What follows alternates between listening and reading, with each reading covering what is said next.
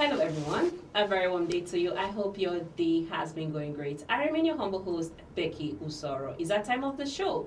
Citizens Dialogue on First Next News Protocol, where we discuss trending and interesting political topics. Joining me on set to have this conversation today is King Sajalo and Zach Jimmy. Sit back, relax, and enjoy all we have for you on this beautiful segment. It's a pleasure having you both all the time. Thank you so much, Becky. Fine for me. As usual. Okay, so let's head straight to the story for today. Yes. President Bola Tinubu dispatched a high-level delegate to London to engage UK authorities on the case of Ekweremadu, former Deputy Senate President who has been imprisoned in the UK since March 2023. My own opinion is why is it now? We're talking about insecurity and what's happening in our country, and then you're talking about somebody who did something wrong, and then he's actually in prison for what he did wrong, and then our president is sending delegates. We're talking about insecurity and Christian genocide. Why haven't he sent people to have a conversation, in the UK or with, let's say, President Donald Trump concerning what's happening? Exactly. And then you're up for a case of someone who is detained. Jalo, what do you have to add to that story? Just as you've implied, Becky, I think that the case of Ekweremadu is fine. He's trying to proclaim himself as a president, as in someone who cares about, a Nigerian citizen. And again, sorry to interject. I know when it comes to, and they're actually going there so they could bring him back to Nigeria. Yes, and of course, when it has to do with Niger case with our politicians. Of course. Is he really going to be in the prison? I'm heading somewhere, Becky. Okay. You see, he's trying to claim, his rights as a president, caring for citizens who are in detention overseas is a good one. And if you have to trace back, is he the only Nigerian? Okay, outside a very good question. If he's the only Nigerian, there are a lot of Nigerians still in that same country who are detained. Why is he just channeling? Fine. He was a high profile personnel when he was in when he was in the political race in Nigeria. Yes, from a local government chairman, he became a governor. From a governor, he became a senator. From a senator, he became a deputy senate president. And I think he was also part of the ECOWAS parliament or so before his detention. Now, this is someone who represents a nation. I think the third person in the political system of Nigeria involved in whatever kidney transplant or whatever they call it. Now, this transplant of a thing was for the sake of his daughter. Now, the question is this: in that kind of an act, how can you put because of the health of your child, regarding that this individual that you want to make an operation from is also a human being? You understand? I think from the case, I also, for my own investigation, I think the individual who allegedly or who he was to take on that operation from, he was given some certain promises when he arrived in the UK, but nevertheless, it turned the other way around. But we know for sure the UK police, the UK forces, they don't take drastic actions in their country. They are always vigilant and always ready to tackle any illegal movement in their country, which really brought to his arrest and the arrest of his own wife, Beatrice Ekweremadu. Now, the thing is this, you understand? In this case, yes, the president should, I think he should allow him to serve, his detention completely. Fine. And again, we will want to say, bringing him to Nigeria to complete his imprisonment, are we sure it's exactly what the president tends to do? Okay. Because if you look at the political statistics, they were both in the same kind of political forum. So he was a governor. Definitely, when the president of Nigeria, current president of Nigeria, President Tinubu, he was also a governor. They were in the same, the same race. So we won't want to say probably. I think he's trying to, allegedly, I think he's trying to bring back that friendship, because I don't think if the president, if returning him back to Nigeria, if indeed, just as he said, he will continue his in detention in this country, because I think there's something that might happen underground that they don't want to tell us. Okay. But nevertheless, I think justice should be served to. And he should look out for other citizens too. Who are there, even if not looking for other citizens, but justice should be served. That is just Thank you so what I want to much. say. Zach, no. Please, what are your thoughts on that story? Okay, a very quick one. So yesterday, Mr. President sent some delegation to the United Kingdom to go and plead on behalf of the former Deputy Senate President of the Federal Republic of Nigeria, talking about Ekweremadu, of course, who have been in detention over an alleged child organ trafficking. Yeah. And of course, yesterday we saw in the news that the convoy or the envoy sent to the UK consists of one. We have the Attorney General of the country, Lateef Fagbemi. Yeah. And we have the other fellow who will join in, of course, the Minister of Foreign Affairs. Lateef Fagbemi. Yes, will be joining the. Lateef Fagbemi is the Attorney General, and the other one is the Minister Yusuf Tugar. Yeah. Yes, my very good friend. Minister of Foreign Affairs. Foreign Affairs. Yes, I know him personally, Mr. Yusuf Tugar. So they will be going there to plead with the UK government on this issue. So the issues, that's the story, or that's what actually happened. Then next, you see, when we talk about people's opinion about this is, well, why has it not look into the case of other trendy or other terrible issue in the country?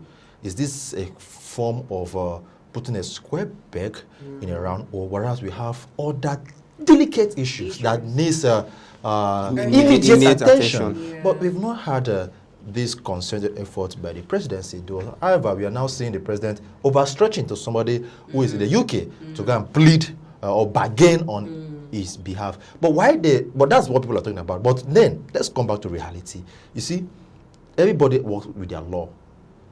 Of course, this is not the first time the president has been sending people to outside country to redeem people. During the time of Obasanjo, we saw how he sent a convoy to go and relieve James Ibori, who was alleged of money laundering. We also saw in the time of Jonathan, where Jonathan sent some envoy to, that's in the same United Kingdom, to go and plead for late Alame Serah of Bayelsa State.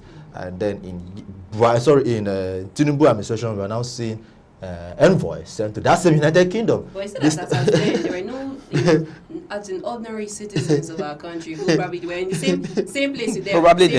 Probably the federal government is not aware of them. Okay. But at least you should have an ambassador. You should have an ambassador who will at least intercede in those issues to be able to.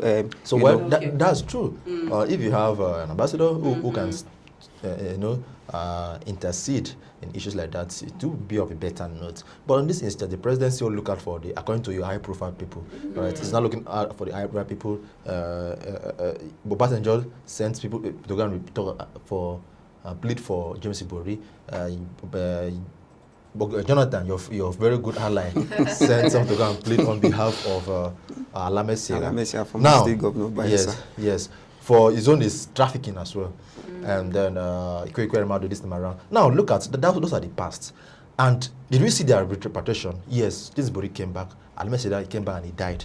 But in the UK, would they release these people? That's another question you need to answer. Because they release other persons, depending on the issues. But let's look at the UK laws. All right. In the UK, their constitution. There's what we call there's what they known as the Human Trafficking Act. All right. The Human Tissue Act, HTA, the Human Tissue Act of 2004. That act is only for the England, the Wales, and the North Ireland. And then that same act is what we call the Human Tissue. That one is just for the Scotland, but that one's out of 2016. Then in its act, section 32 of this Human Tissue Act prohibits commercializing kidney trafficking or whatever you call it. Sure, tissues. And it has to do with tissue. Basically, in our world of medics, we know that cells form tissues, tissue forms organs, organs form systems. So anything that has to do with tissue at this point, if you go into commercializing it, you will go for it. And section 32A says that even if it is done outside their country, they have the right to bring you to their country and prosecute you. These are countries that have the law, and they will follow their law to the letter. Because at the end of the day, even if they say the person, because look at this case, the David 1 minute in this matter, all right, it's not from a UK, it's from Nigeria. For the fact that it is brought to another country, 1 minute. that is why they are interested. You commit a sin in your country, but in as much as you brought it to my country, UK, you go for it. But in Nigeria, if it's in Nigeria, such thing happens. By now, it would have been swept under the carpet. so now, according to him now, well, what is the future of that case? Maybe there are underlying things they want Nigeria to do. But for my take on this particular issue is this, all right? Looking at what the UK government, their laws that kicks against issues like this, and look at the histories of how leaders of rights always try to intercede for people who are convicted of various crimes outside the country. Now, my own take on this particular one is very simple. Are we going to see prosecution? As this, yes, or will be given a higher position. As this served, Is it going to be where other persons who have the same issue? as this serve as this serve as a deterrent to other persons? Exactly. See, Becky, when they want to travel from Nigeria to UK, at the Lagos airport, Murtala Mohammed airport, they behave anyhow. But as soon as they land in Heathrow airport, they say move. Yeah. You see, they were very composure. Sit, they sit, stand. But as soon as they just arrive, it's as if I don't know. So it's a systemic problem here. But however, I wish and I hope Ekweremadu had learned from his lesson. And before I completely learn on this, the last part of this conversation is this: the people of the South is the Igbo. It's as if they've not had any concern about him. However, I may not be completely right, because before Mr. President will proceed on this thought, maybe there's an Igbo brother or sister who are please my brother. But let us see more of the Igbo people engaging and for their brother. They also have their brother who is in an illegal detention in Nigeria. Yes. Let them come out. Let them push this energy. The same energy I don't know if they put to the president, like I said, but whatever it means they did. If they did not speak to the president and the president woke up in his own good mind, That's still great. Good. Let him also extend that hand of fellowship to mention his name now. Okay. All right. Okay. The EFCC has the Economic and Financial Crimes Commission, EFCC, yesterday has declared former Minister of State for Petroleum Resources, Sylva, wanted over an alleged $14.8 million fraud allegation. Jalo, what are your takes on that story? Actually, I saw the wanted the posts by the EFCC of Sylva, the former governor of Bayelsa, and also a former minister. I think I would want to say at first, EFCC are striving to proclaim their mandate as an institution of anti-corruption body. But the question is, why is he declared wanted at this time around? His media aide, yes. Julius Bokoro, in a statement faulted that the EFCC's action, saying it lacked due process and was done unceremoniously. He said that there was no official communication to Sylva before his name was made public. Exactly, that is. But does this really happen? Did the EFCC just come out and declare you wanted without passing a proper you see, I think these are political issues that we don't know, that the Federal Republic of Nigeria are not aware of or don't really have an IQ about. I think there's a battle on the ground which we don't really know. But the thing is that it's should I use the word, is biased and is improper for this case to be brought. This was someone who served as a governor for years, for 4 years or thereabout, more than. And again, there were allegations that were raised against him. I think 19.5 billion or so, $19.5 million. That was raised against him, and unfortunately, it was swept under the carpet and it was discharged by the Federal High Court in Abuja. Now, in this same this is the same person that will be given a huge amount of money, as in is uncalled for. Now, is it that the organizations who gave him such or in his post who gave him such assignment to take on creating such refinery with huge amount of money, are they not trying to say they didn't find his record placed to be able to know, okay, this is the kind of person we are giving this assignment to take on?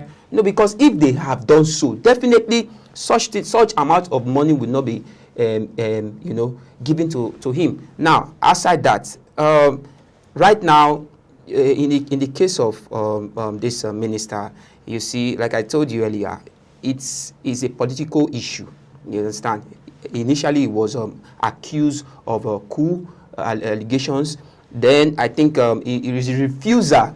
Like a coup, is that what you meant? Yes, coup. Okay. Yes, his refusal going to the ruling party. I think I assume probably these are one of the things causing these sudden allegations, because definitely how many years from now it would have been brought to book.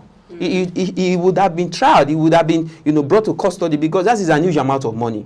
You understand? These are funds that will. And if you look at the state of Bayelsa right now, Bayelsa is in the whole of South. I think Bayelsa is one of the poorest states. You understand? Which need total infrastructure.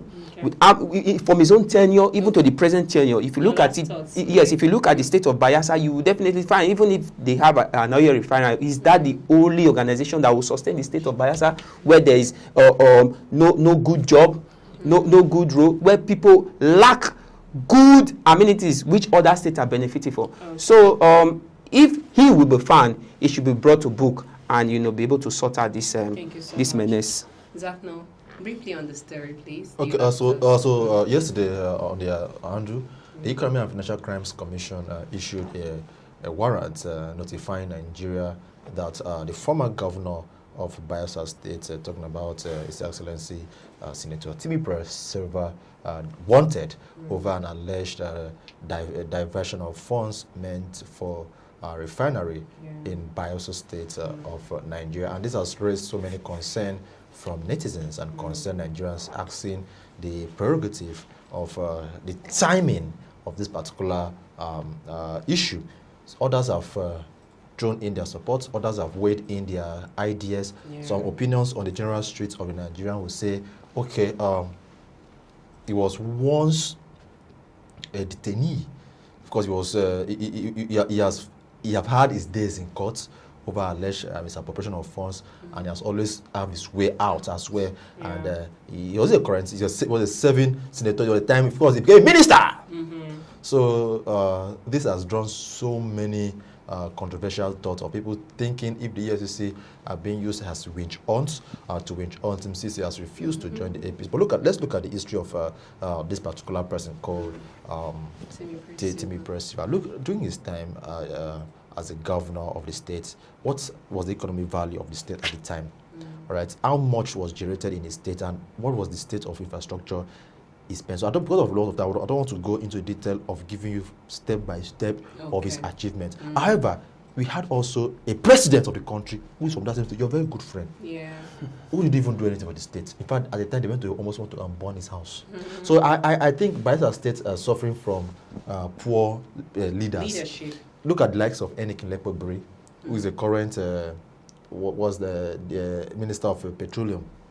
Was the downstream. What is the state of Bayelsa now? Now we've had the governor who have switched directly from the PDP to the APC. So I think they've been unlucky over the years. But that's on the other conversation. The second conversation on this particular issue is, yes, if you look at the sections of the AFC constitution, they have every right to declare anybody wanted for alleged theft until proven guilty by the court of law.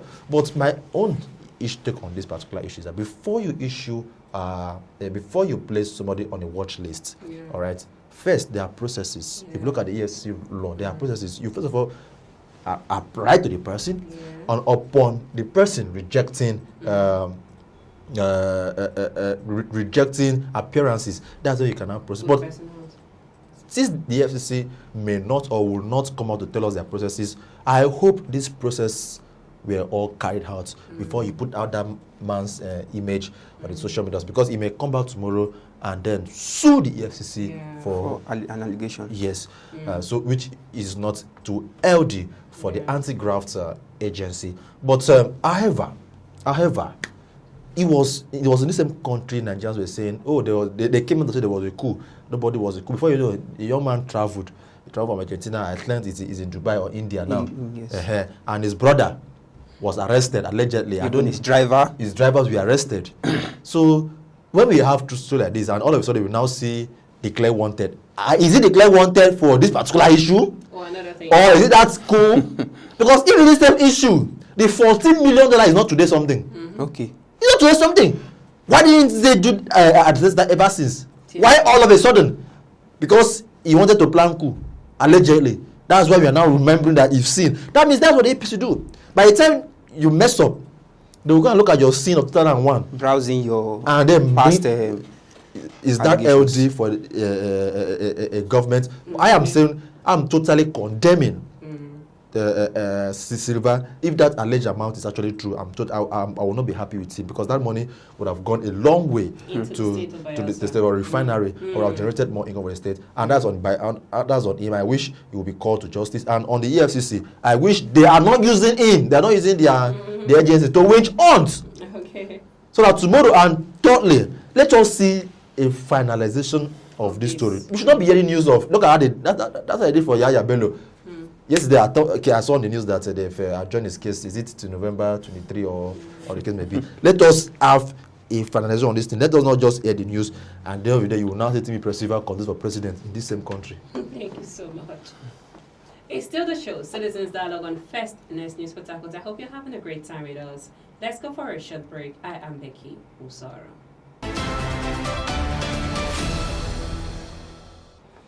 Welcome back to the show, Citizens Dialogue on First News Port Harcourt. I am Becky Usara. Thanks for staying with us. Jalo, the Commissioner of Police, the FCT Commissioner of Police, Mila G. Dantawaye, has urged the people of the residents of Abuja, police, DSS, army, as they begin patrol of churches. He urged them to remain vigilant after Trump's military threat. And then we actually asking that same thing should be spread to the whole country. Okay, yeah. So what do you have to say to that story? Well, it's a good one. It's a good one at the wrong time. Let me put it that way, because I think this was what our security forces would have done a long time ago. You understand? Because we had so many disasters, in the religion bodies, in religious environments, most especially in that FCT. Yes, I could recall back in the time of, I think, Goodluck Jonathan, when there was a huge bomb blast in a particular area of Abuja. And also, you understand, in most churches in the north. You understand? So I think this is a step that our armed forces, our police, in other states, across the nation would have done a long time ago. Because, okay, now, the U.S. president has brought out, put Nigeria under the CPC, and should I use the word unfortunate, now that the president of the United States of America has done this, that our security armed forces are now trying to mobilize themselves and start doing what they ought to have done a long time ago, after thousands of lives being taken. Security insurgencies are taken, most especially Christians, the way the president put it to be. So it's uncalled for that a president from another country are to alert Nigerians, and most especially the security force, on what to do when they know the right thing that they would have done. So, it's a good one, alerting Nigerians to be vigilant. Yes, we have to be, because you don't know who your next neighbor who is. You don't know, because we've been hearing critical news in this manner. So, indeed, Nigeria should be vigilant. Thank you so much. And Zafno, your last thoughts on the story. Okay, very quick, very straight to the point. Yes. It's already the news, so what happened? But back to history, it's not the first time that we are seeing this. And it's as if when this is the season of killings, especially the genocidal killings. Maybe before now we'll be seeing homicidal. The way is this era, not genocidal Christian killings. But when we are going to the Yuletide period, where we'll have people gathering in numbers, and they look at the various killings, the one that happened in Owo, the one that happened in Abuja, so various parts. These were genocide killings, or whatever, and they've come out to say there's no genocide killings in Nigeria. God will help us. But this shouldn't just end within the periphery of the federal capital territory. All right, it should cut across the 36 states of the federation. Commissioners of police to ensure their men are at the top of their job, to ensure that the lives and properties of not just the Christian, every Nigerian should be well accounted and adequately taken for. The government of the day should fund the police, right? Should fund the security architecture, the police, the army, the NSADC, whatever name them. They should have enough. They should have enough moral support and financial support. They should ensure that as we are going to the youth period, we shouldn't be having the cases of mass killings and people being butchered like meat. Enough is enough of those things in Nigeria. Thank you so much. Remain to stay safe out there as citizens of our country. I am Becky Usoro. It's a show Citizens Dialogue, the First News Port Harcourt. Many thanks for watching. Bye for now.